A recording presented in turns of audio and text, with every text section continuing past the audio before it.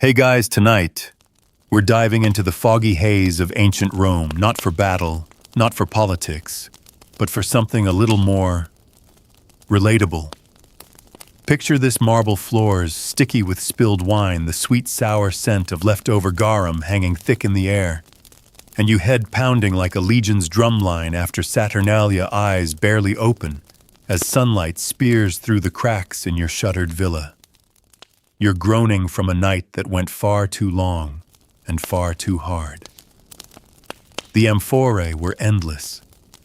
The jokes were funnier than they had any right to be. The dancing. Let's not talk about the dancing. But now as dawn cracks open, so does your skull, or so it feels. And here in Rome, hangovers aren't just nuisances. They're mini battles of their own. And if you are going to survive this one, you'll need help.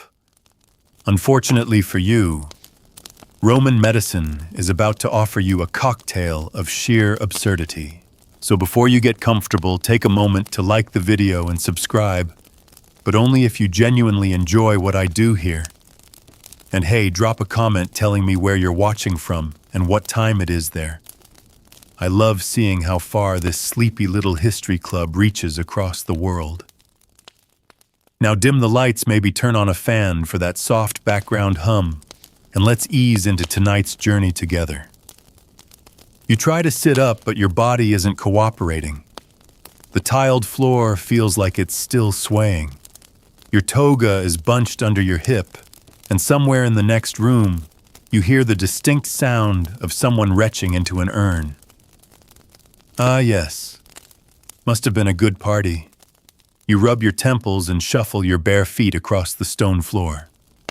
There's a slave boy waiting by the door. He's holding a cup. You take it, expecting cool water. What you get is something thick, warm, and slightly chunky. Is that sheep liver? It is. Welcome to the world of ancient Roman hangover cures. Before ibuprofen, before electrolyte drinks, before greasy breakfasts, Romans treated their post-bacchanal suffering with a wild blend of superstition, bodily fluids, herbs, and yes, animal organs. This morning's concoction is known as a feccatum. Not exactly a formal prescription, but more a folk remedy whispered among servants and cooks. It's a boiled liver drink thought to restore warmth to the stomach and help digest whatever feast you failed to keep down last night. You sip. It's awful. But somehow, in a sickening, almost comforting way, it works. Or maybe it just makes you throw up again, which in the logic of Roman medicine is also a win. Puking was often considered part of the cure.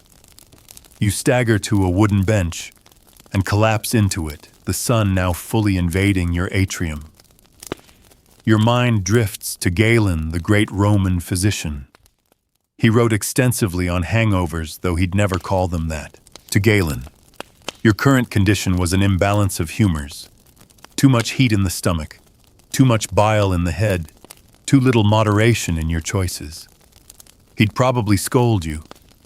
Then he'd hand you a potion with honey pepper and maybe a bit of vinegar. Galen loved balancing opposites, sweet with bitter, hot with cold. You remember vaguely someone at the party pouring honeyed wine onto grilled dormice and declaring it Galenic harmony. You remember laughing. You remember little else. Another servant arrives, this one older, wearing the crisp white of a house physician. He sets a tray in front of you. On it, pickled cabbage, raw egg yolks, and a small cloth pouch of something that smells strongly of rosemary and coriander. You gag involuntarily. The pickled cabbage isn't a mistake. Pliny the Elder, who wrote volumes on Roman natural remedies, swore by it. He claimed cabbage could prevent a hangover if eaten before drinking, and cure one if eaten after. He was so committed to this belief that he actually warned Roman nobles not to mix wine with cabbage, lest the wine lose its intoxicating strength. In other words, cabbage was a buzzkill. You nibble it now, hesitantly.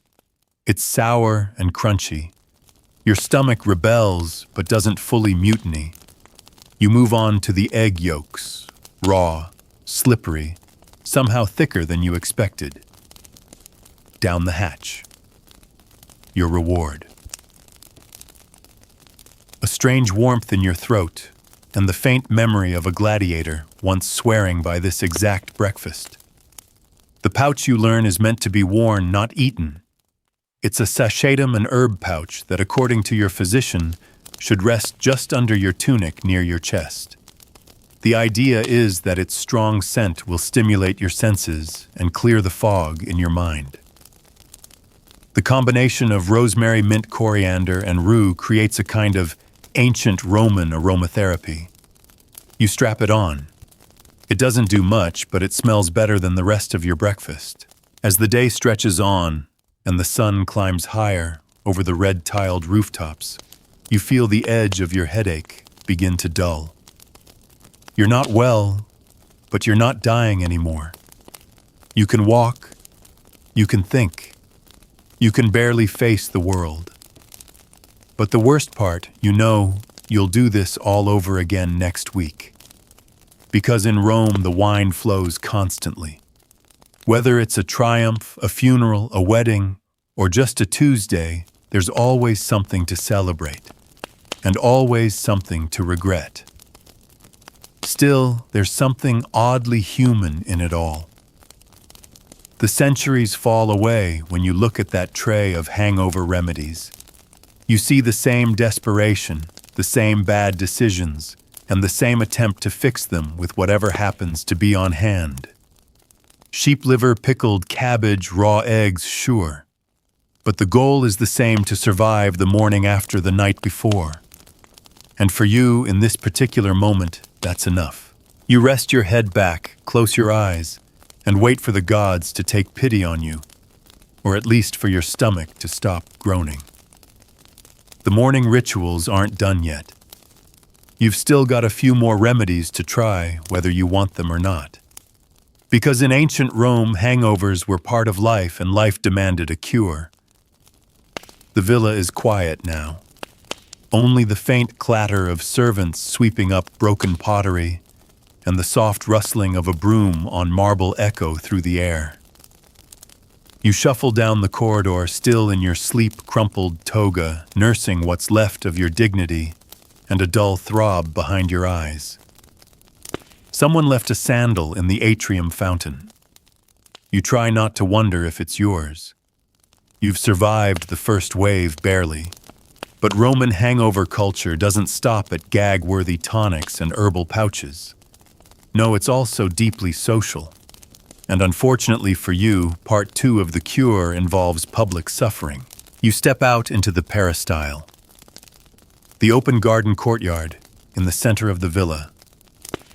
Bright sunlight stabs your eyes, and you shield them with a lazy hand. There, waiting for you, are 2 of last night's party companions, both somehow looking disgustingly alert. One's chewing on fennel, the other's already sipping watered-down wine. You hate them a little. The taller one, Gaius, grins as he offers a cup. Posca, he says. Good for the gut.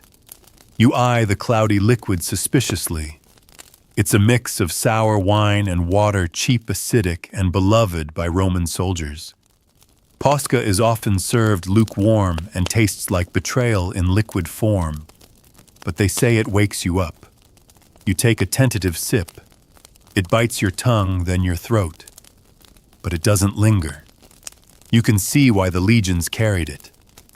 It's like a slap to the face, one that might actually help. Gaius nudges you toward the marble bench. Don't sit too long, he warns. We've got the steam room next. Sweat it out like real men. You're too tired to argue, but your stomach churns in protest. Sweat now, still you follow them through the halls to the villa's balneum, the private bathhouse. Here the Roman elite recover not just their health, but their image. The steamy air hits you like a wet wall, and your headache throbs in protest. You strip down, dunk yourself in the lukewarm tepidarium pool, and brace for the next assault. Romans believed that balance was the key to all health, and nothing embodied that like their obsession with bathing. You'd move from the tepidarium to the caldarium, the hot room, and then finally to the frigidarium, the cold plunge. Heat, sweat, then shock. It's not subtle, but it's effective. As the hot steam envelops you, your skin begins to prickle. Sweat beads on your forehead. Your heart thuds with a little more vigor. And even though you still feel miserable, something begins to shift. You breathe deeply, something herbal's been tossed into the furnace stones. Bay leaves, maybe, or myrtle. You close your eyes. Just for a second. The echoes of last night's revelry feel distant now, like someone else's dream. In the corner, a physician is mixing a paste. You already regret looking. It's meant to be applied to your temples. Olive oil infused with vinegar salt, and yes, ashes of burned deer antler. Don't ask. You're in too deep now. You let him smear the stuff across your temples and it stings slightly, waking your senses like the Posca did earlier. He tells you about another method, one reserved for those who need results, fast crushed canary tongue dried and rolled into a lozenge. You laugh. You think he's joking. He isn't. The Romans you're learning had a remedy for everything. Some practical, most not. Remedies varied wildly between classes and regions. The poor might chew raw chicory root or smear garlic across their foreheads. The rich had access to imported herbs, spices, and oddities like peacock droppings. Yes, those too had their place in ancient pharmacology. After sweating and soaking and enduring the smoldering oil of the caldarium, you make your way toward the frigidarium. It's a brutal end to the ritual, an icy plunge meant to shock the system back into awareness. You hesitate at the edge of the marble pool. Gaius dives in with a yell. You swear under your breath, then follow. The cold hits like a trident. Your muscles tighten. Your headache screams one last time, then silence. You float suspended in the still water, your body caught between relief and protest. You emerge with a gasp, blinking and shivering but alert. More alert than you've been all morning. Back in the dressing room, you're handed a fresh tunic still warm from the laundry fire. There's bread and olives waiting on a tray. You nibble both without complaint. And for the first time today, the food doesn't revolt you. As you recline on the shaded patio with your friends now dry, reclothed, and oddly content, you realize that hangovers in Rome were never just physical. They were communal, public, even ritualistic. You were expected to suffer, but also to recover with flair.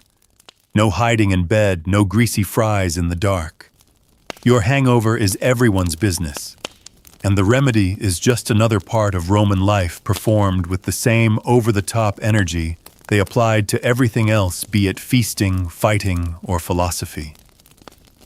Still, your mind drifts to darker corners. Not everyone had access to liver potions and private steam rooms.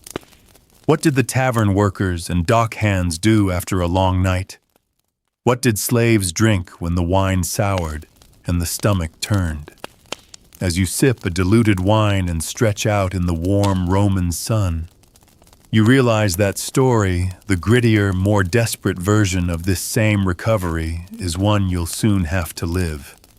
Because tomorrow, you're heading into the Subura. And down there, the cures get even weirder. You wake the next morning to the rough sound of wheels grinding over cobblestones and the shrill bark of market traders. Gone is the quiet courtyard of your villa. Now it's the grimy chaos of the Subura, Rome's infamous working-class district, where the streets are tight, the smells aggressive, and privacy practically illegal. Your head is clearer today, but you're here for research, or so you tell yourself.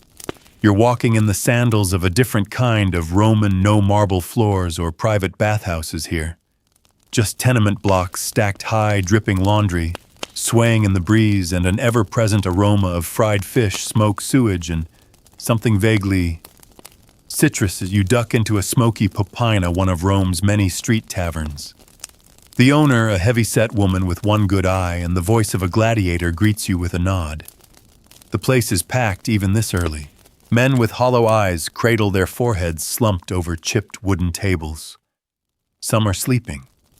Others are loudly regretting their life choices. You slide into a seat next to a man gnawing on what appears to be a garlic-drenched turnip.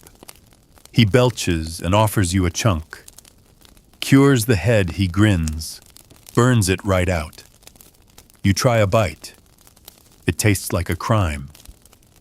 Around the tavern, the hangover cures here are more brutalist. Garlic and onion broth boiled with vinegar. Pickled fish juice, liquamen drunk straight, no bread, no mercy. One man is sniffing from a rag soaked in camphor oil, eyes wide and streaming.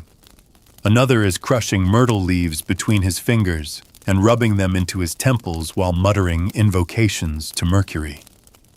There's even a traveling street healer with a crate of bottled solutions, one labeled goat's milk and soot, another marked honey plus crushed coral. He claims both will pull the bad vapors through your skin. You ask him how, and he simply shrugs and gestures vaguely at your pores. You're tempted to laugh, but then again, isn't this all just desperate hope packaged as knowledge? The Romans were firm believers in the four humors, blood phlegm, black bile, and yellow bile. A hangover, in their view, wasn't about dehydration or liver enzymes. It was an imbalance. Too much heat. Too much moisture. A corruption of the internal order. The cure. Bring balance back, however bizarre the method. So when a grizzled baker offers you a cure made of stale bread soaked in goat's urine and tells you to baptad on your forehead while reciting a line from Virgil, you don't laugh. You stare at the bread. You stare at him. And you think, would this actually work? If you believed hard enough. In the poorer corners of Rome, superstition and medicine blend together until they're indistinguishable. Remedies are passed down not through physicians, but through family gossip and ritual. Old women sell herbs on corners, and boys grind snakeskin with mortar and pestle, swearing it can bind the poison of too much wine. Some of it strangely overlaps with elite practice. Mint tea steeped overnight is common here just as it is in your villa. So is fennel ginger and boiled barley water.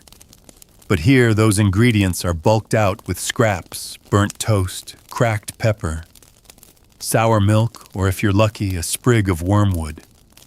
You're handed a thick clay cup of something beige and frothy. It smells like vinegar and moldy grain. You take a sip. It's awful. Then again, you've come to expect that. And somehow, even in the misery, there's a comfort, a connection. These people suffer as you do. They regret as you do, and they try endlessly to fix it, just like you. A young boy is laughing as he watches his uncle light a bowl of bay leaves on fire. They hold their faces over the smoke and inhale deeply. It's part cure, part ritual. The smoke is supposed to drive out the noxae, the toxic spirits left behind by drunkenness.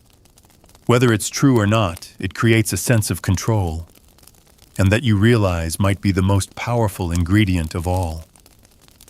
You step back out into the Subura's narrow alleys, the heat of midday pressing down like a lead blanket.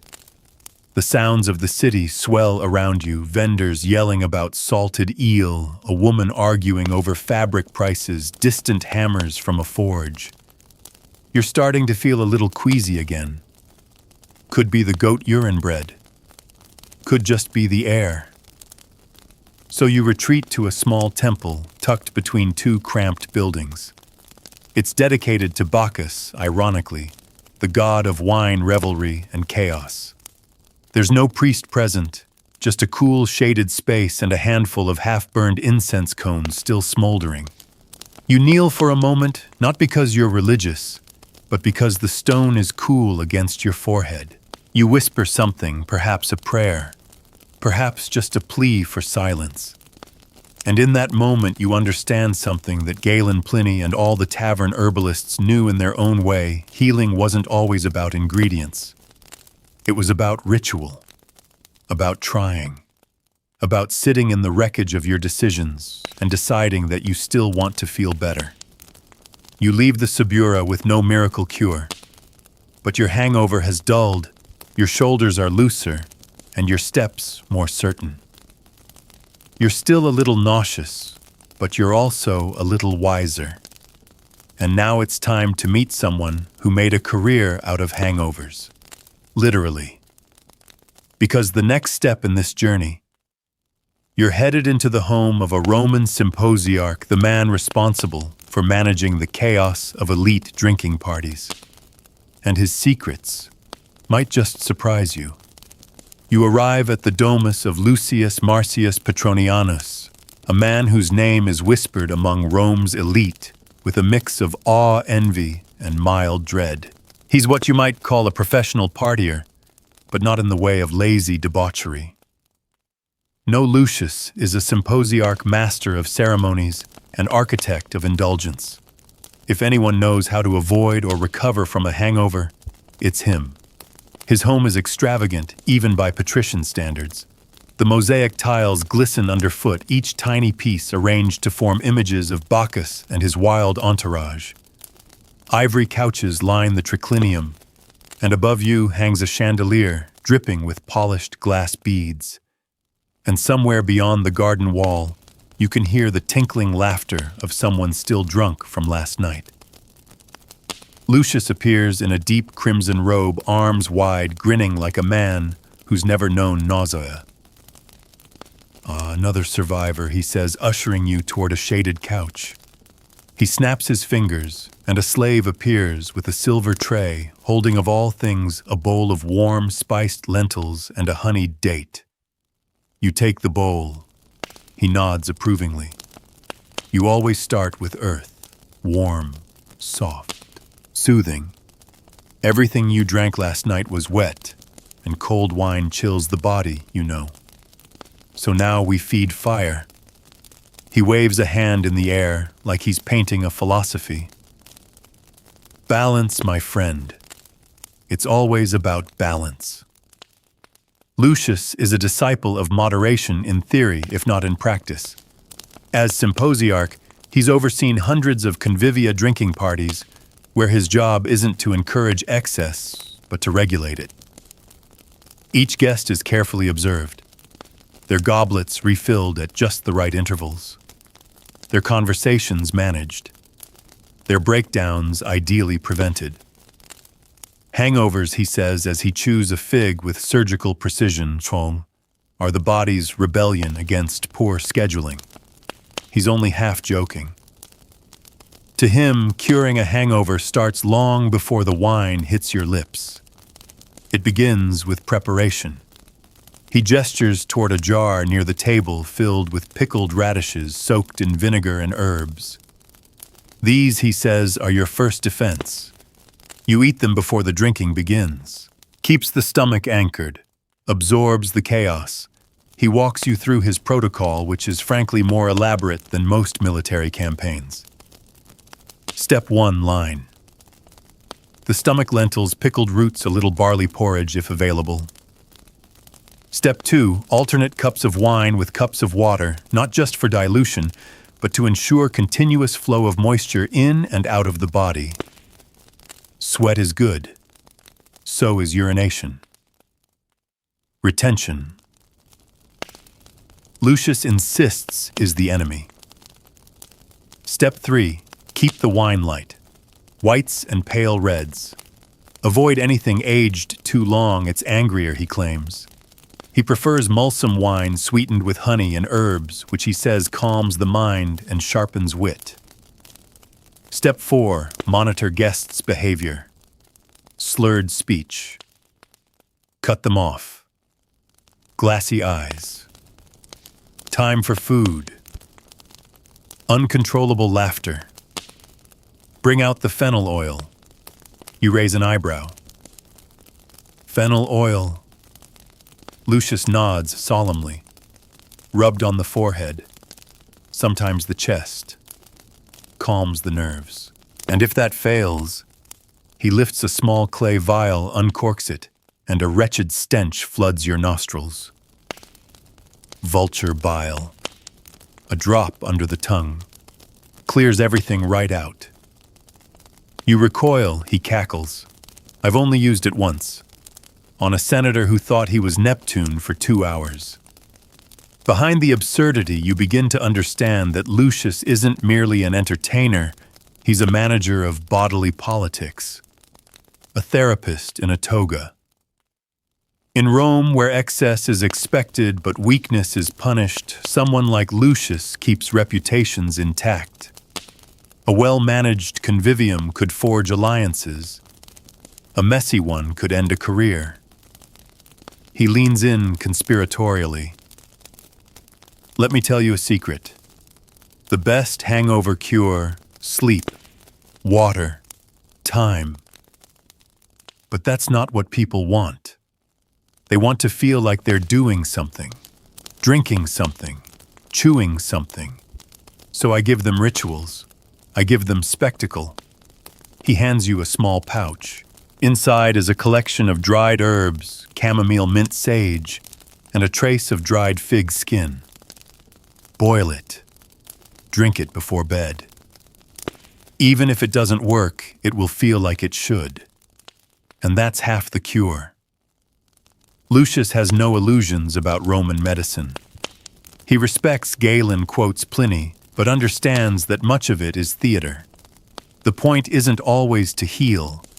Sometimes the point is to restore dignity, to let the hungover citizen believe they've regained control. You spend the afternoon learning his methods. Foot soaks in salt water. Eye compresses with milk and rose petals. Light head massages using laurel oil. Everything is soft, gentle, reassuring. His philosophy is to treat the hangover not like a punishment, but like a frightened animal. You leave Lucius's villa in a strange state of calm. You feel good, not cured necessarily, but soothed, like someone has tucked your suffering into a soft blanket and whispered, there, it's almost over. And yet, you can't help but wonder what happens when soothing rituals aren't enough. What about the drinkers who can't stop? The ones for whom hangovers are just a pause between episodes? Because in the shadows of Rome, there's another class of sufferer. The ones mocked in satirical poems. The ones staggering through the forum at noon. The ones whose livers and minds are long past rescue. And your next stop, the house of one such man. The house is quieter than it should be. Not serene, just hollow. You step inside and immediately feel it, the thick, stale air of a place where revelry hasn't ended, just decayed. The curtains are drawn even though the sun is high, and the scent of spoiled wine clings to everything. You're not in the villa of a symposiarch anymore. You're in the private world of Gaius Junius Calvus, once a brilliant orator, now a ghost wrapped in silk. He doesn't greet you at the door. You find him instead sprawled on a lectus, a low couch in a shadowy corner of the tablinum. He doesn't move when you enter, only lifts a lazy hand in acknowledgement, as if raising his whole arm would be too loud for his skull. You've heard of Calvus, once the pride of the forum, known for speeches so fiery they made senators sweat. But that was before the wine swallowed him whole. Now he's something else. A living study in what happens when indulgence is no longer a choice but a pattern carved into the soul. Don't speak, he croaks, reaching for a half-empty cup. My ears are still bleeding from Bacchus's whisper. You sit across from him. The room smells like old incense and vinegar-soaked linen. On a nearby table is a pile of remedies, some familiar, most absurd. Crushed pearls, dried lizard skin, a half-eaten wheel of goat cheese, a small jar of what you can only hope is honey and not something worse. He points at a bowl of crushed myrrh and rose petals. The perfumers say it clears the mind. They lie. It just makes my vomit smell divine. Despite yourself, you smile. He notices. Ah, a skeptic. Good. I used to be one of those. Until I realized the human body doesn't care what you believe. It just breaks. You ask him what he uses to recover from his nights, if recovery is even the right word anymore. Everything he says simply, and nothing. Some mornings I drink vinegar and honey. Some mornings I lie on a slab of marble and hope the cold drives the demons out. Once I tried olive oil rubbed into my scalp while a slave whispered verses from Lucretius. That was actually not bad. He lifts a hand to show you something, a small glass vial. Inside a pale yellow powder. This, he whispers, is the last hope of the damned. Snake tooth ground with dried mint. Imported from somewhere east of Syria. Cost me a month's wages. Makes your tongue go numb. He taps the vial gently against the wood. They told me it would reboot the spirit. What it did was make me sleep for a day and forget my mother's name. You look around the room. The walls are lined with scrolls, philosophy satire, a little medical theory. Calvus wasn't always like this. You ask him what changed. Everything he says again, and this time the word is heavier. Ambition, love, age. You start drinking to loosen your tongue. Then you drink to forget what you said. Then you drink because the silence is unbearable. You ask him if any hangover cure has ever truly worked. He stares at you for a long time. Time, he finally says. Time and shame. And sometimes goat broth. You're not sure if he's being serious. He laughs, dry, rasping. You came looking for a cure, didn't you? Some tidy Roman trick to chase the devils away. Here's the truth, there is no cure. There are only distractions. Hot baths, cold plunges, honey, garlic, mint, fennel, cabbage, liver, ash prayers. They give you something to do while you wait to feel human again. He leans forward, voice suddenly sharper. But if you ever find yourself here where I am, where the wine is just a mirror and the hangover never really ends, then the only cure is to stop drinking.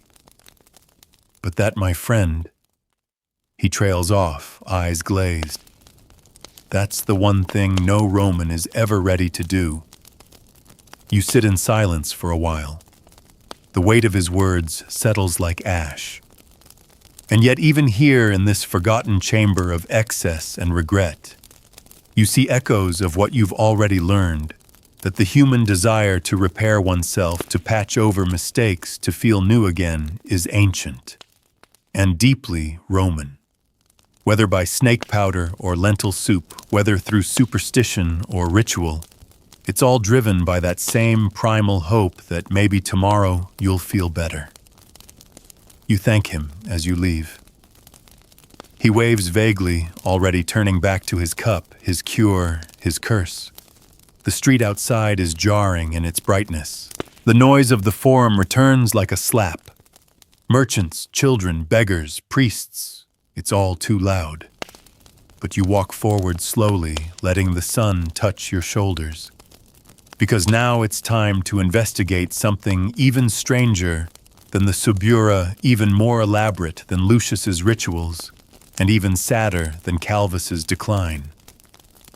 You're going to the temple of Asclepius. Because yes, Romans prayed for hangover relief too. The road to the temple of Asclepius winds up the Aventine hill, shaded by pine trees and lined with quiet votive shrines. The clamor of the forum fades behind you, replaced by birdsong and the rhythmic crunch of sandals on gravel. It's oddly serene up here, like Rome's fever has momentarily broken. You're not here to gawk at statues or admire mosaics. You're here to witness how the Romans handled the kinds of suffering that medicine, wine, and ritual couldn't fix. And yes, that includes hangovers. Because in Rome, if all else failed, if cabbage vinegar and even snake powder let you down, you went to the gods. Asclepius, the god of healing, was borrowed from the Greeks, as so many Roman deities were. His temple on the Aventine is quieter than most, no animal sacrifices, no roaring festivals, just patience, pilgrims, people who've run out of other options. You cross the threshold and are met with cool marble and the soft murmur of prayer. There's incense in the air, lavender pine resin, and a trace of burnt olive leaves. A priest in a spotless white tunic approaches you with a nod, then gestures silently for you to follow. He leads you past a courtyard where a young woman soaks her feet in a basin of wine and herbs. Nearby, a man sits beneath an open arch, eyes closed, head wrapped in linen strips dotted with rosemary oil. No one speaks. There's an air of reverence here, not just for the gods, but for the act of trying to heal. You're brought into a long, dim room, an incubation chamber. Here, patients lie on raised beds swaddled in wool, drifting in and out of sleep. This is the sacred dream room where supplicants wait for Asclepius to appear to them in visions and offer divine instruction. It could be anything, a symbol, an animal, a whispered word. They'd wake and report it to the priest, who would then interpret it into a treatment. You sit on one of the vacant beds. The stone beneath the cushions is cold but smooth. You close your eyes. You're not expecting a vision, but the silence is strangely comforting. After all the noise of parties, rituals, and bitter concoctions, there's something radical about simply lying still and hoping. This, too, is a kind of medicine. A priest comes by and places something into your hand, a small wooden tablet. On it is a list of herbal combinations and prayers. One stands out. It reads, "To cleanse the mind and still the stomach, thyme boiled with honey and rainwater. Drink while the sun rises. Then speak no words until noon." You pocket it. It's not the worst advice you've received this week. What strikes you most about this temple is how earnestly the Romans leaned into every possible solution. They didn't choose between science and faith. They used both. They would try Galen's liver tonics and Pliny's cabbage soup, but if that didn't work, they'd whisper to statues. They believed in everything. And in believing, they gave themselves permission to hope, even if the remedy was just silence and sleep. The priest thanks you for your visit, hands you a sprig of laurel, and quietly asks that you wash your hands before leaving. Cleanliness, they say, pleases Asclepius. So you do. Outside, the city noise slowly returns. You descend from the temple with the laurel tucked behind your ear like a talisman, and your mind still echoing with the quiet of that sacred room. You're beginning to see the full arc of Roman hangover treatment. It wasn't linear. It was layered. You could go from foul broth to foot baths to dream incubation in the same morning. And the more steps involved, the more likely you were to believe in the process. As you walk back through the city streets, passing sculptors, bakers, children, chasing each other with reeds, you think about belief, how even the worst hangovers can be softened if you believe something is helping. Maybe it's time tea. Maybe it's the presence of a silent good. Maybe it's just lying still for a while. You're halfway home when you hear shouting near the baths. A young man is clutching his head, begging for a cetum strong vinegar, and the crowd laughs as someone hands him a jug. You smile. You've been that man. You may be again. But now you carry more than just remedies. You carry understanding. You know how Rome drinks how it suffers, and how against all odds it tries to heal. And next you're heading somewhere entirely different. Beyond temples, beyond parties, to a place where wine was used not for pleasure, but for control. You're going to visit the army, because if anyone had to fight a hangover and march 20 miles before noon, it was a Roman legionnaire. The road to the castra, the Roman military camp, is long, dusty, and flanked by cypress trees standing like sentries. As you draw closer, the smell changes, no longer incense or fish sauce, but leather iron and sweat. This is the world of Rome's professional soldiers, men who drank as hard as they fought, but who couldn't afford the luxury of a hangover. You enter through the camp gates under the watchful gaze of 2 helmeted guards. Inside, it's all hard lines and discipline. Rows of tents, sparring rings, shouting centurions and soldiers hauling stones or sharpening blades.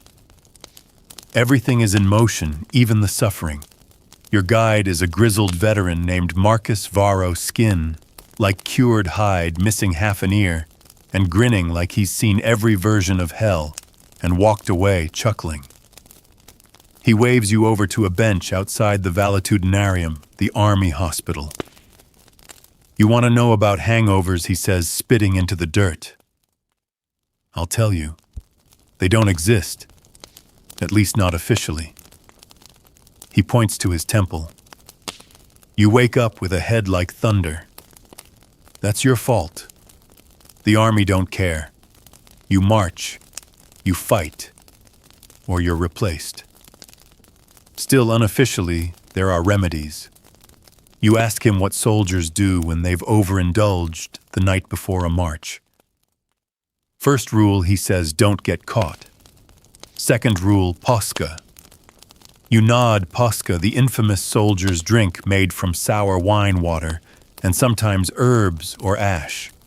It clears the gut, Marcus explains. Burns on the way down, kicks the poison out on the way back up. You drink it until you can stand again. In the makeshift mess hall, you see men downing bowls of cold barley gruel, basic, filling, bland. Easier on the stomach, Marcus says. And if you puke it, at least it won't burn like fish sauce and onions.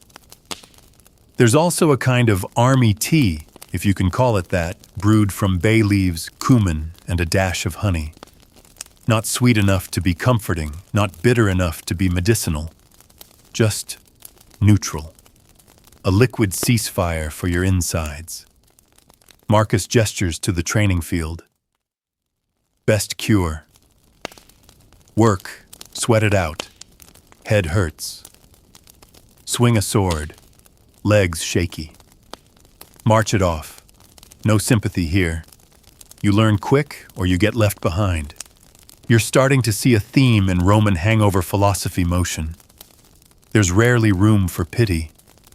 The cure isn't comfort, it's action. Get up. Eat something. Drink something. Do something. The body doesn't heal through rest, alone.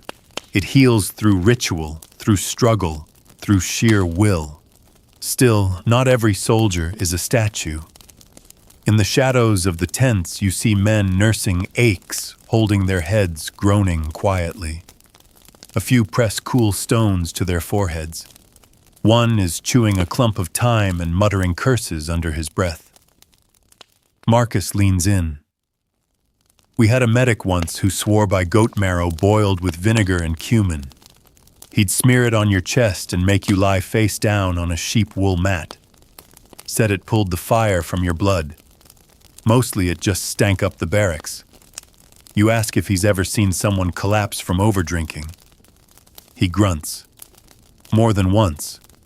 They get flogged. Not for the drinking, for the weakness. There's no glory in a hangover if it keeps you from stabbing a Gaul. In the corner of the valetudinarium, a young medicus is preparing a tonic wine diluted with snow mixed with mashed dates and coriander. For the officers, Marcus smirks. They get the good stuff. The rest of us get yelled at. You sip the mixture when offered.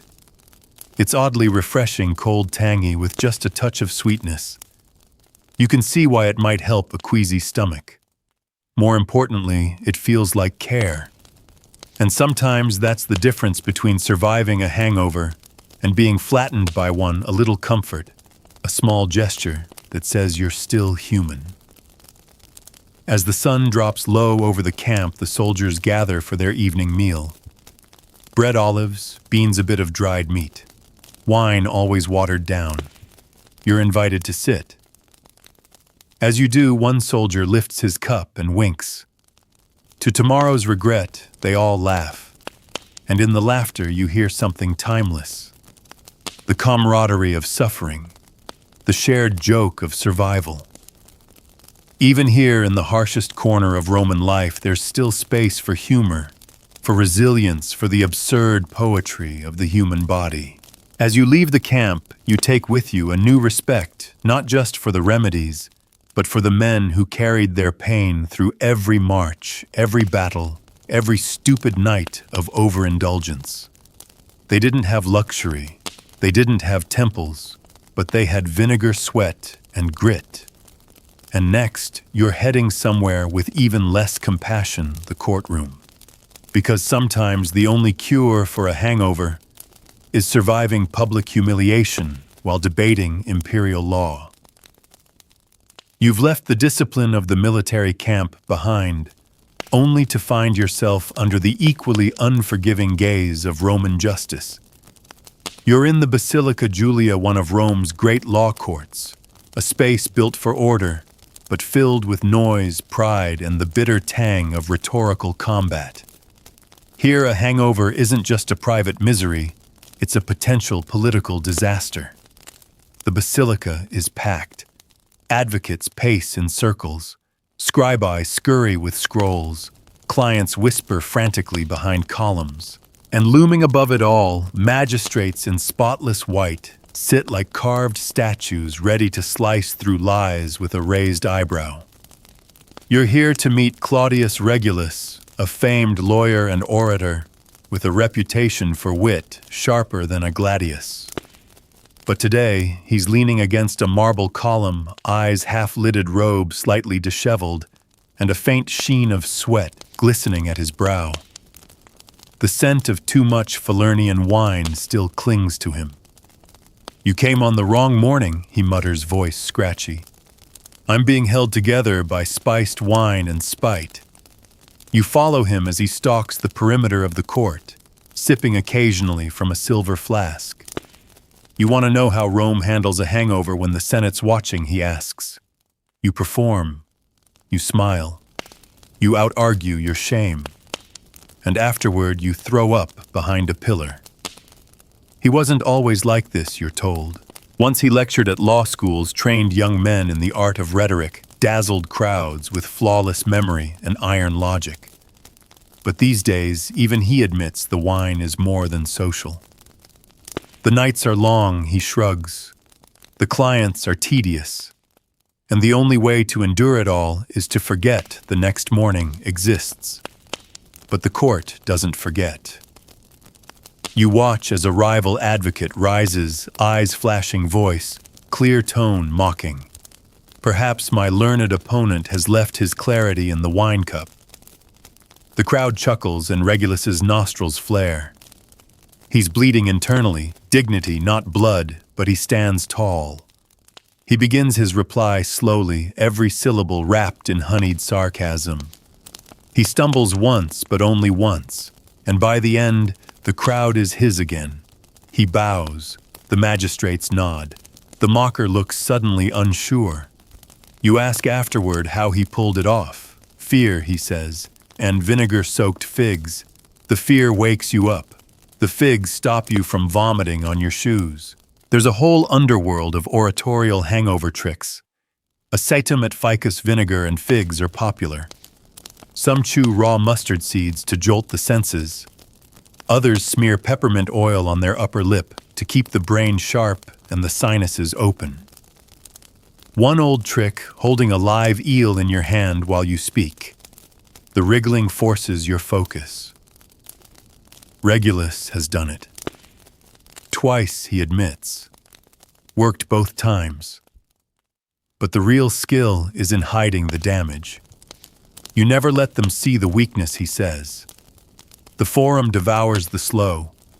If you show them pain, they'll carve their arguments into it. So the robe is always clean, even if the man inside it is crumbling. The voice is strong, even if it's forced through clenched teeth. And if someone collapses mid-trial, it's not called a hangover.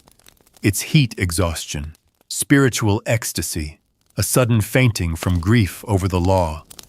And behind the courtroom games lies another truth: Rome values spectacle above all. Even suffering is more palatable when it's performed well. If you vomit off stage, no one cares. Vomit on the rostra in the middle of a speech, and you're infamous forever. You're beginning to notice that in every Roman hangover remedy, no matter where it's found, there's an underlying desperation, not just to feel better, but to look fine. Whether it's a senator, a soldier, a street vendor, or a courtroom firebrand, no one wants to be seen suffering. As you wander through the colonnades after the trial, you spot a young student sitting in the shade, head buried in his arms, muttering lines from Cicero between dry heaves. His tutor stands beside him, holding a scroll in one hand and a cup of cumin tea in the other. "Drink," he commands. "You've got a mock trial in an hour." The boy groans, and the cycle continues. Even here, especially here, the remedy for a hangover is never just physical. It's social, performative. You must show the world you're still worthy, still sharp, still Roman. You leave the basilica as the sun starts to dip toward the rooftops, casting long shadows across the forum. You've seen the military's cold pragmatism, the poor's chaotic rituals, the elite's spa-like pampering, and now the lawyer's brutal theater of pride. But Rome isn't just about pain and pride. It's also about indulgence. And before your journey ends, you need to understand why Romans drank so much in the first place. So next, you'll go where it all begins. To the vineyards, to the source, to the wine itself. You leave behind the city's marble facades and smoky tabernae and head into the green folds of the Campania Felix, the fertile countryside outside Rome that once made the empire's wine jug overflow. Here among sun-baked hills and groves of olive and fig, the air is softer, the pace gentler, and the hangovers inevitable. You've come to visit a vineyard that's been pressing wine since the days of Sulla. Rows upon rows of vines stretch before you, supported by stakes of chestnut, and trained carefully along their lengths, their dark grapes already full beneath the summer sun. A farmhand, barefoot, sun-streaked, and humming a little Etruscan tune, waves you down the hill. You follow him to a small shaded cottage where an old vintner named Publius sits on a stool, peeling garlic and sipping from a terracotta cup. He's wiry and leathery, and somehow smells like every season at once. His hands are permanently stained purple. When you ask him if he knows about Roman hangovers, he lets out a wheezy laugh. "Son," he says, "I grow them." He invites you to sit and hands you a cup of venom, not the stuff sold in the forum, but the uncut stuff. Raw, strong, and capable of reducing the average liver to jelly. This, he says, is the truth. Everything else they drink in the city is a lie. You taste it. It's like swallowing a bonfire made of sour cherries and regrets. Publius tells you the truth of Roman wine. It's rarely consumed pure in the city, usually watered down, spiced, sweetened, or boiled with herbs. But out here, where wine is life and work, they drink it strong. He explains how wine is pressed and fermented, then stored in massive clay amphorae sealed with resin. Some batches are aged in smokehouses. Some are sun-baked until they thicken into a paste called defrutum. Others are shipped to ports across the empire, labeled and taxed like gold. You ask him if vintners ever consider the after effects. The morning shame, the stomach curses. He shrugs. Of course. Which is why we make cures, too. He reaches behind a barrel and pulls out a battered wooden box. Inside are bundles of dried herbs, wax tablets with old recipes carved into them, and surprisingly, chunks of dried fruit rolled in what looks like ash. Chew this, he says. Figs, dried in smoke dipped in bitter herbs, then dusted with powdered charcoal. Keeps the bile down, clears the head. You try it. It's chewy and foul, but oddly grounding. Publius grins. We learned that from the Carthaginians. And the Greeks, they used boiled cabbage. Not just the leaves, everything. Roots, stems, even the seeds. Romans laughed at first. Then we tried it. You're beginning to understand. The vineyard isn't just where the problem starts. It's where the first solutions are born. For every amphora of wine, there's a basket of herbs drying nearby. For every orgiastic banquet, there's a farmer grinding dried thyme with olive oil and salt preparing tomorrow's medicine. But there's something else here too. Something deeper. Wine for the Romans isn't just alcohol. It's ritual. It's agriculture. It's religion. Bacchus, the god of wine, isn't just a party mascot. He's a bridge between order and chaos, between man and ecstasy, between the known world and whatever exists beyond the edge of consciousness. You ask Publius if he's ever prayed to Bacchus for mercy after a bad night. He chuckles. Prayed, no. Thanked, maybe, for letting me survive, for reminding me I'm mortal. He shows you a small shrine behind the cottage. There's a rough clay bust of Bacchus draped in ivy and crowned with empty cups. Offerings lie at his feet, grapes, garlic, dried flowers, a coin or two. Nearby, a wooden bowl filled with ashes and olive oil rests on a stone pedestal. Hangover remedy, he says, pointing to the bowl. You light it. Inhale the smoke. Smear the oil on your chest. Then you lie in the vines and sweat it out. Not because it works, because it feels like it should. That phrase again. The Roman hangover is never just physical. It's theatrical, symbolic, a ritual of cleansing. And like all rituals, it only works if you believe in it. Before you leave Publius' hands you a bundle wrapped in cloth. Inside, dried rue, crushed mint, a few sticks of cinnamon bark, and instructions scratched into a wax tablet. Boil it with rainwater, he says. Drink at dawn. Don't eat until noon. And no thinking. Thinking ruins the cure. You thank him and begin the walk back through the vines, the setting sun painting the fields in soft gold. You pass pickers laughing as they stomp grapes into pulp. Their feet purple, their hands sticky with sweetness and sweat. And you realize the hangover isn't a flaw in Roman life. It's part of the cycle. Drink, suffer, heal, repeat. And somewhere in that cycle they find joy. Or maybe they just learn to live with pain dressed up as tradition. Next you're headed to one final domain. A strange, sacred place where drinking is mandated, not optional. The festivals, because nothing says hangover quite like an all-night state-sponsored orgy of wine theater shouting and the occasional goat sacrifice. The festival begins before the sun goes down. You can hear it before you even reach the field of Mars, the thump of drums, the clash of cymbals, the roar of the crowd, thick with anticipation and wine fumes. Tonight is Liberalia, the feast of Liber, Rome's ancient god of fertility, freedom, and drunken celebration. You're not here to observe from the edges. You're here to participate and to understand just how deep Roman drinking culture flows when the entire city is invited. Vendors line the streets, hawking honey cakes, skewered sausages, and of course, jugs of cheap venom.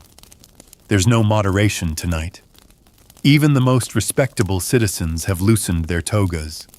Senators dance with servants. Priests chant nonsense between gulps. Children mock their elders with ivy crowns and painted faces. You're swept along with the crowd, shoved between a flute player and a woman balancing 3 cups in one hand. The energy is electric, unhinged. Wine flows like water, and food is never more than an arm's reach away. You drink because everyone does, and within an hour, your stomach swirls with fermented figs, roasted lamb, and 5 different vintages, none of them good. This isn't just a party. It's state-sanctioned excess. You stumble into a corner where a group of old women sacerdotes, liberi, are chanting around a small makeshift altar. One of them presses a cup into your hand and a smear of wine across your forehead. For freedom, she says, and pushes you into the next dance circle. There's something freeing about it, yes, but also dangerous. With the gods invoked and inhibitions gone, all lines blur. You see a young man throw up into a garlanded urn, then raise both hands triumphantly. A woman stands on a column base reciting dirty poetry while drinking straight from a wineskin. A pair of patricians wrestle in the dust, cheered on by cheering plebs. No one stops them. No one wants to. This is Rome at its most primal. The mask slips, the wine pours. The soul, whatever that means, is laid bare. But even in the madness, there are signs of structure. You notice a food stand offering a traditional morning-after package, a small pouch of cumin seeds, a sprig of rue, and a chunk of bread soaked in vinegar. It sells out quickly. The vendor smiles as he hands out each bundle. "You'll thank me tomorrow," he says again and again. And they will. Because the Romans know what's coming. Tomorrow morning there will be headaches, shame, physical regret. But tonight is about something else. A permission to unravel. A release from the weight of Roman order and discipline. An offering not just to the gods, but to the human need to let go. You find a quieter corner near the back of a temple portico where a few stragglers are already sitting down, clutching their heads or staring into the dark like oracles who've seen too much. You sit beside a man wearing half a toga and no shoes. "You new to Liberalia?" he asks, voice thick. You nod. "Pace yourself," he mutters. "Not because you'll die if you don't, but because if you do, you'll miss the last part." You ask what that is. "The song," he says.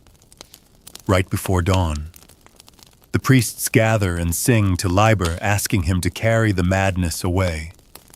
And for a moment, everyone listens. The drunks, the dancers, the broken. We all stop. Just for a moment. You stay. And just before dawn, it happens. A hush falls slow and uneven, like sleep creeping across a restless child. The priests light torches and begin to chant. The words are old, probably meaningless by now, but the melody is haunting, soft, like the city is humming itself back to sleep.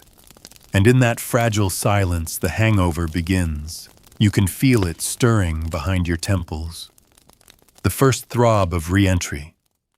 The moment when ecstasy fades and your body demands restitution. It's beautiful and terrible.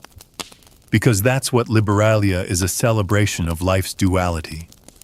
Joy and sorrow. Wine and consequence. Freedom and recovery. And the hangover isn't the aftermath, it's part of the ritual. Part of the price. You walk home as the city wakes. Bakers sweep their thresholds. Roosters call. The gods, sated and silent, have retreated for another year. And you carry a dry mouth, a throbbing skull, and a little cloth pouch of cumin seeds in your palm. Next, you're going to the one place where hangovers weren't just physical, they were symbolic. Where every sip of wine had meaning, and every drop of regret became philosophy. You're heading to a philosopher's villa, because if anyone tried to outthink a hangover, it was the Stoics. You arrive at the villa just as the morning mist begins to burn away, revealing rows of cypress and olive trees nestled against a hillside outside Rome. This is no senator's palace, no vineyard cottage, no hedonistic temple to wine. It's a philosopher's retreat home to Marcus Attilius, a Stoic teacher known for his wit, his discipline, and curiously, his strong wine. He greets you on the portico with calm eyes and a cup of warm barley water. Not wine, not vinegar, just plain, bland nourishment. You take a sip. It tastes like watered-down logic. Come, he says. You're not the first to arrive seeking meaning beneath a headache. Inside, everything is modest. The floors are simple clay, the couches low and unadorned. No gilded statues or sprawling mosaics here, just scrolls silence and the faint scent of rosemary from the kitchen hearth. This is the world of the Stoics, where emotions are trained like soldiers, and the body is seen as a tool, not a temple. You admit to Marcus that you've been tracing the Roman hangover from the Subura to the Senate, from temples to taverns. He nods thoughtfully. Then you've seen how chaos reveals character. He leads you to a shaded bench beneath a fig tree. A young pupil nearby is steeping herbs in a copper pot, mint thyme, and a little myrrh. It's not for the body, Marcus explains. It's for the breath. Clarity begins with rhythm, with control. You ask him plainly. Do Stoics believe in hangover cures? No, he says, not unkindly. We believe in hangover causes. He sees your confusion and continues. Pain is neither good nor bad. It is only information. The mind attaches judgment to the body's messages. If your head throbs, it is because your choices led you there. If you suffer, then you have been taught. And if you blame the wine, you will learn nothing. It's a very Stoic answer. But then he surprises you. Still, he adds, it would be unwise to ignore pain entirely. The philosopher must remain useful even when foolish. He gestures to the herbs. So we treat the hangover, not to escape it, but to make room for thought. The pupil hands you a cup. It's bitter, earthy grounding. There's a whisper of sweetness at the end, fig perhaps, and something almost medicinal. Your mind sharpens, or maybe you just believe it does. Marcus sits beside you, watching bees dance around the fig blossoms. The danger isn't the wine. It's the story you tell yourself about it. Some say it brings courage. Others say it silences sorrow. Some drink to forget, some to feel. You ask what he drinks for. He pauses. To remember. It takes a moment to understand, but then you do. The wine isn't an escape for him. It's a test. Of reason. Of will. Of discipline. He tells you of a Stoic tradition, premeditatio malorum, the premeditation of evil. Before drinking, a wise man imagines the consequences, the spinning room, the aching head, the foolish words spoken too loud. And in that moment of foresight, if he still chooses to drink, he does so knowingly. Not from weakness, but from control. Regret, Marcus says, is not Stoic. Choice is. You sit with that thought for a while.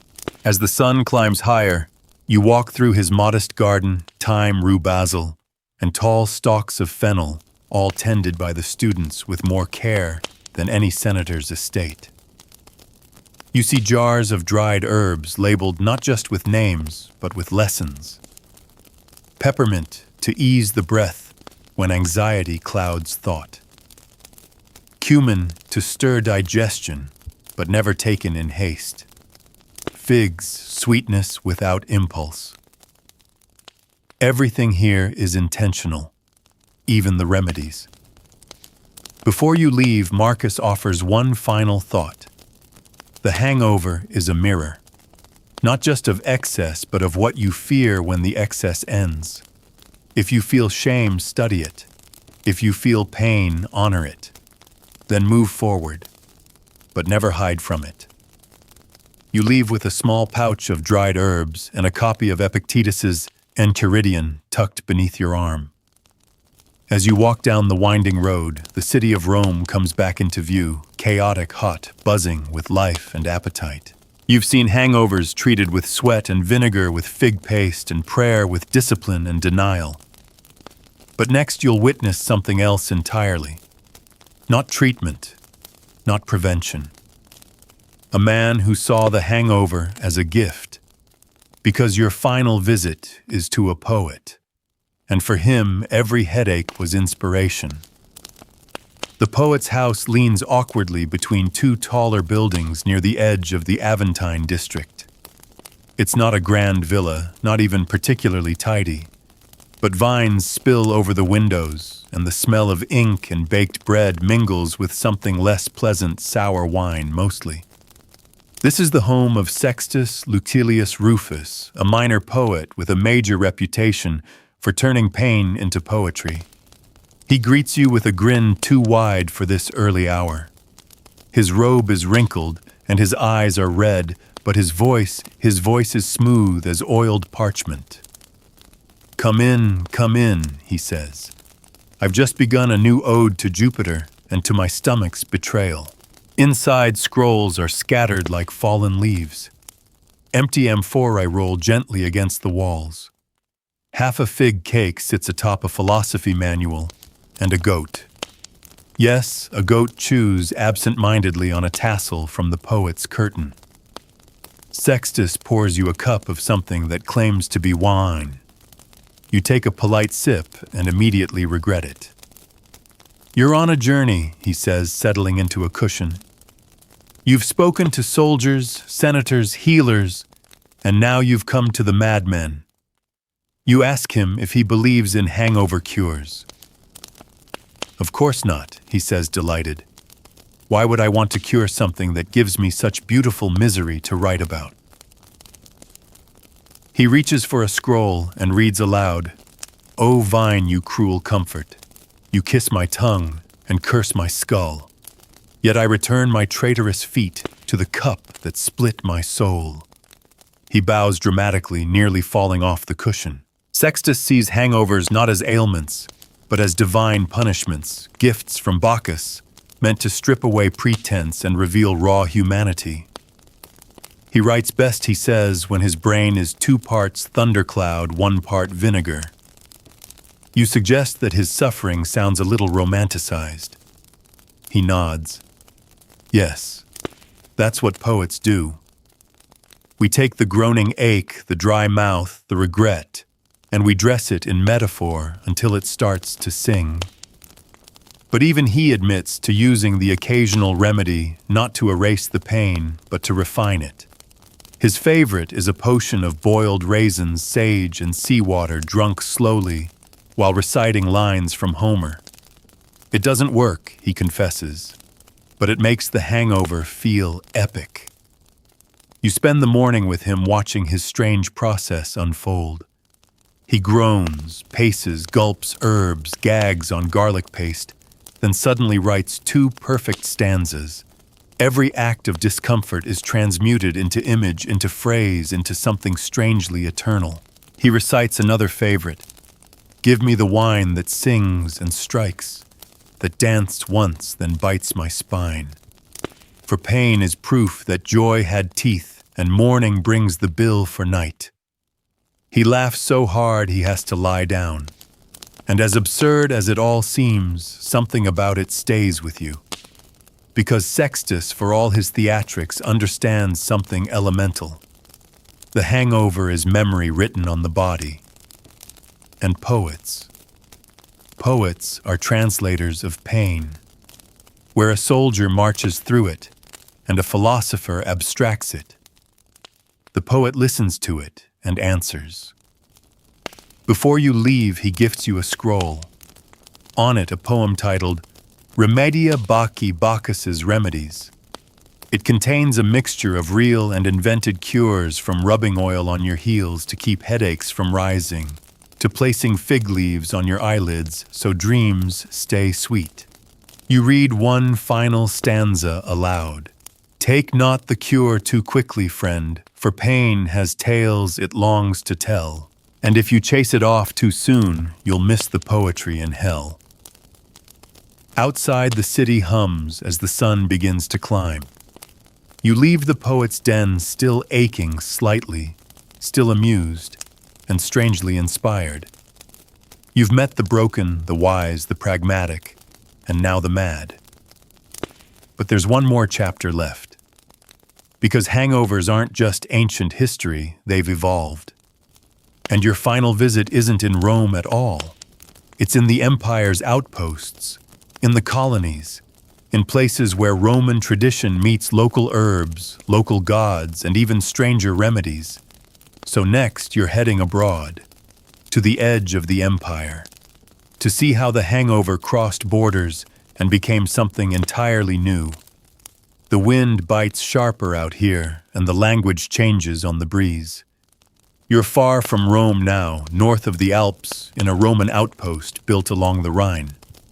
The locals call it Colonia Claudia Ara Agrippinensium, but to most it's just Cologne. The streets are muddier, the temples colder, the food earthier. But Roman standards still apply. Stone baths, amphorae of wine, Latin inscriptions carved alongside Celtic ones. And yes, hangovers too. The tavern you enter is half-timbered, smoky, and loud. But the Latin blends with Gaulish and Germanic accents.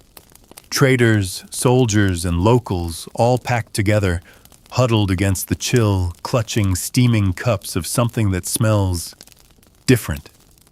You sit beside a weathered soldier who introduces himself as Vitus. He's been stationed here for 7 years, and his liver has the scars to prove it. He laughs when you ask him about hangovers.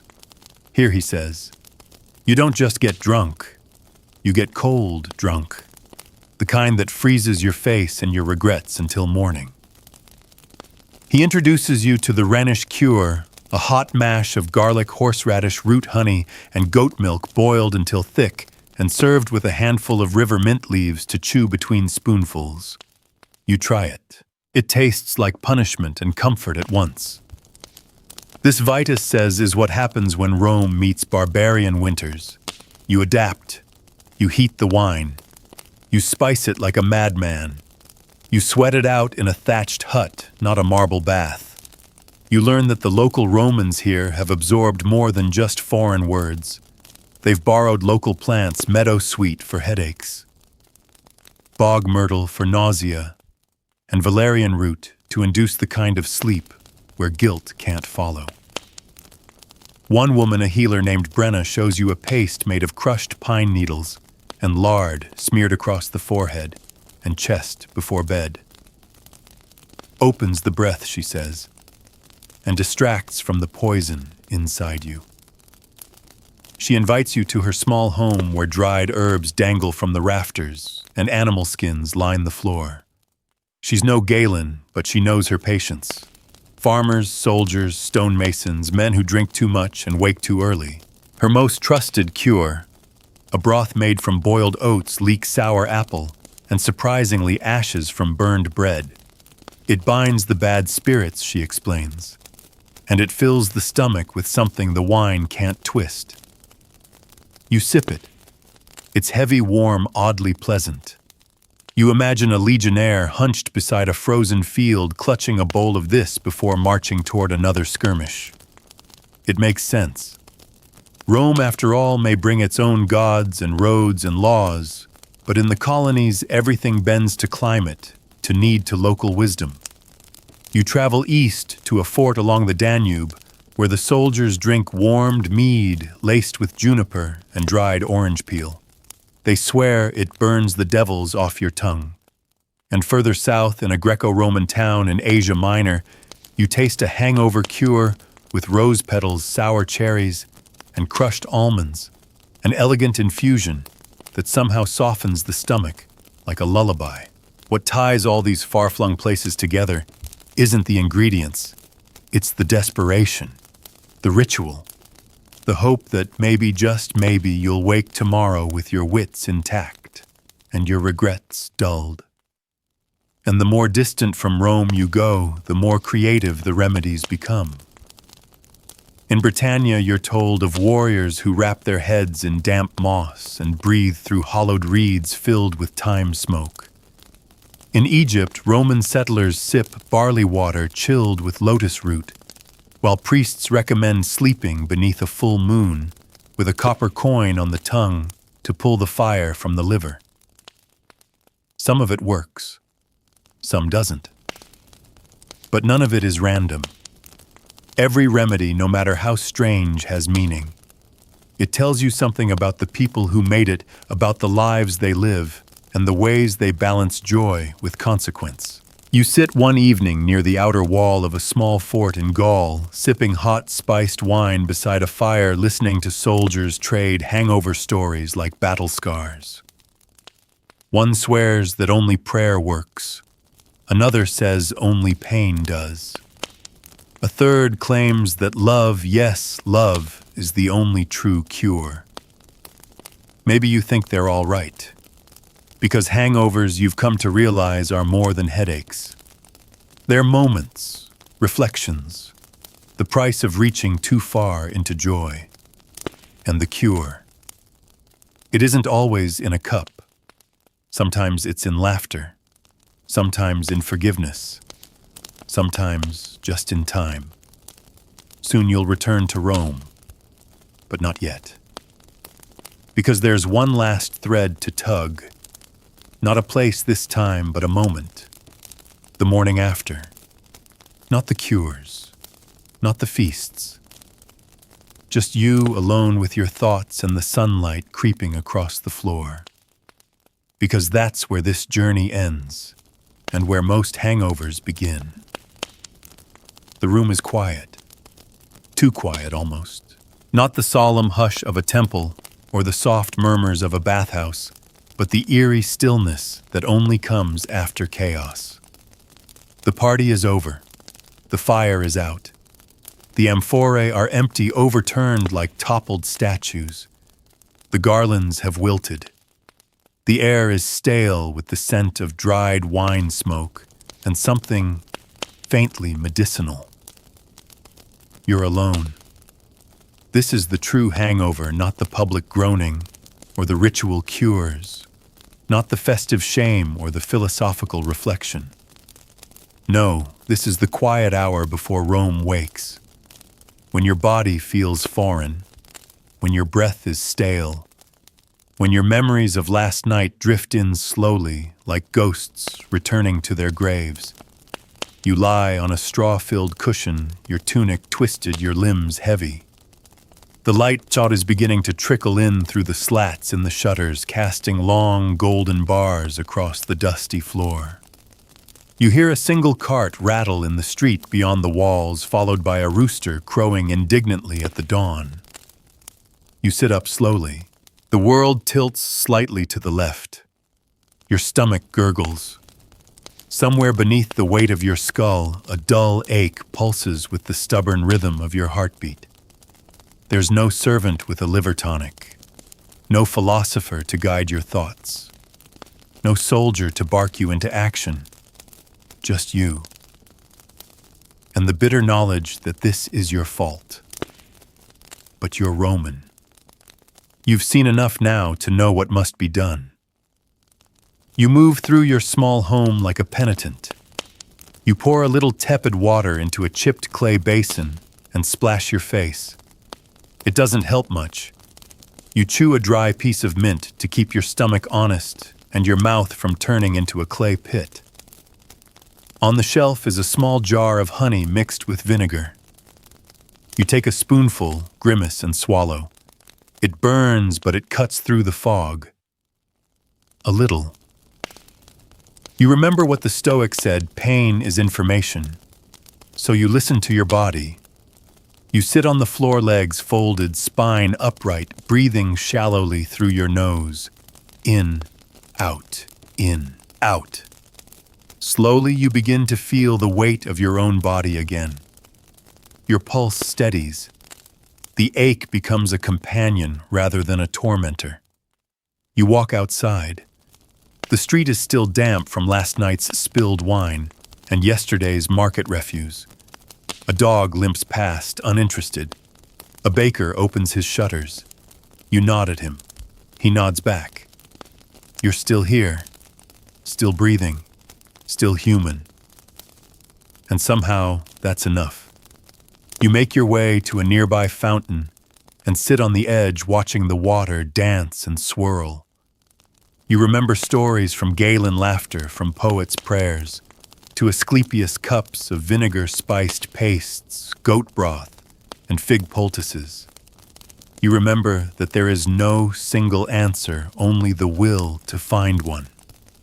You think of Bacchus and his laughing eyes, of Marcus the Stoic and his bitter tea, of Calvus, the orator swaying like a reed in court, of Lucius the party planner calmly balancing chaos, of Publius in the vineyard, of Sextus with his inkwell and his pain. They all lived this moment, this morning, this ache. So you sit with it not as punishment, but as passage. And in that moment you realize the Roman hangover isn't something to be cured. It's something to be understood. Tomorrow the wine may flow again, but today you learn. The sun is higher now, slanting through the columns of the portico and warming the mosaic floor beneath your feet.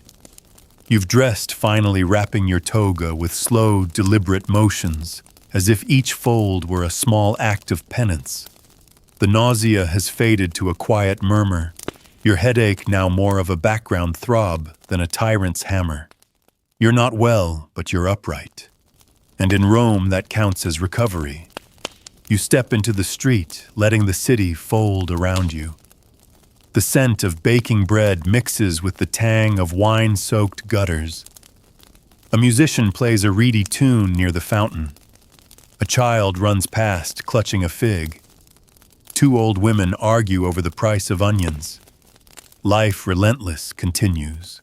And you're participating again. Slowly, cautiously, but you're in motion. And that's everything. Your feet carry you almost instinctively toward a small shop near the Forum. It's run by an old herbalist named Livia, once a midwife, now a dealer in dried root salves and sharp opinions. She takes one look at you and nods. Too much Falernian, not enough common sense.